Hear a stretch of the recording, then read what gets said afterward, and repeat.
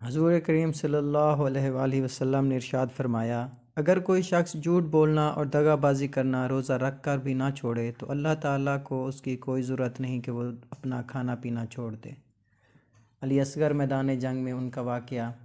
کربلا کے ویران میدانوں میں رونما ہونے والے، دل دہلا دینے والے واقعات میں سے امام حسین علیہ السلام کی اپنے شیرخوار بیٹے علی اصغر کی قربانی کا واقعہ ان کی عقیدت کی گہرائی اور ان کی قربانی کی وسعت کا ثبوت ہے۔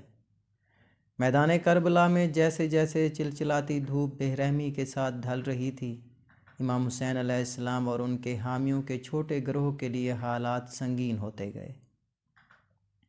یزید کی فوجیں اگرچہ تعداد سے کہیں زیادہ تھیں، لیکن اپنی جارحیت میں انتھک تھیں۔ یا حسین کی پکار اور تلواروں کے تصادم کے درمیان پیاس کی چیخوں کی آوازیں فضا میں گونج رہی تھیں۔ اس ناقابل معافی میدان جنگ کے درمیان امام حسین نے اپنے شیرخوار بیٹے علی اصغر کو اپنی باہوں میں پالا تھا۔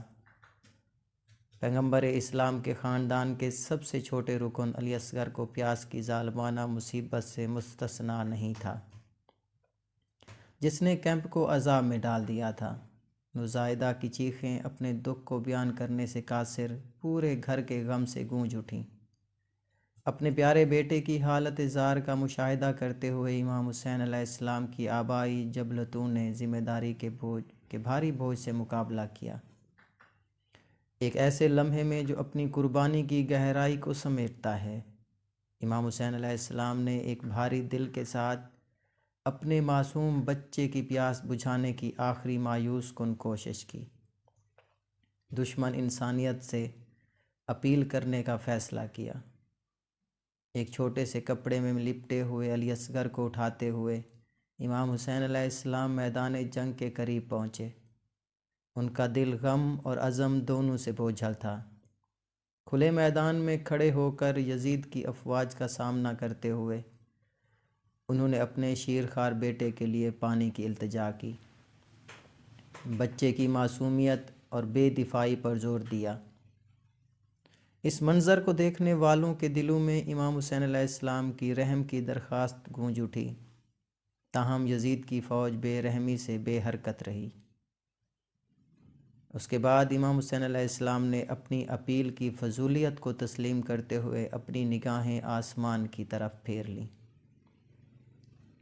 اور خدا سے تسلی اور طاقت حاصل کی، ایک ایسا عمل جو انسانی فہم سے بالاتر ہے۔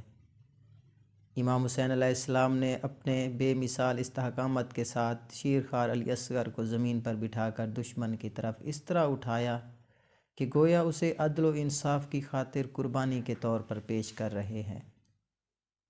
میدان جنگ کی ظالمانہ حقیقت ایک تیر کی طرح آشکار ہوئی، جسے یزید کی فوجوں سے حرملہ بن کاہل نے مارا، علی اصغر کے معصوم دل تک جا پہنچا۔ نوزائیدہ کمزوری کا مجسم جنگ کی سفاکیت کا شکار ہو گیا۔